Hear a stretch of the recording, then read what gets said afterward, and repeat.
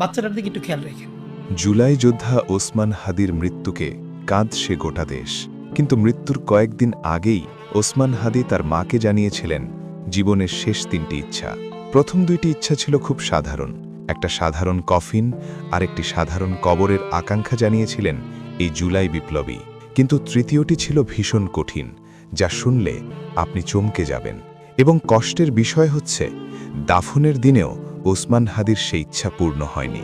প্রিয় দর্শক, চলুন ভিডিওর শেষে জানার চেষ্টা করি ইনকিলাব মঞ্চের মুখপাত্র ওসমান হাদির সেই শেষ ইচ্ছা কী ছিল।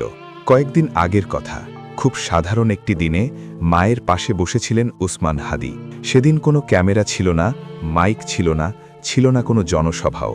24 জুলাইয়ে তাজা রক্ত ঝরানো হাদি সেদিন আর কোনো আন্দোলনকারী কিংবা রাজনীতিবিদ ছিলেন না। তিনি ছিলেন শুধু একজন ছেলে, যে তার মায়ের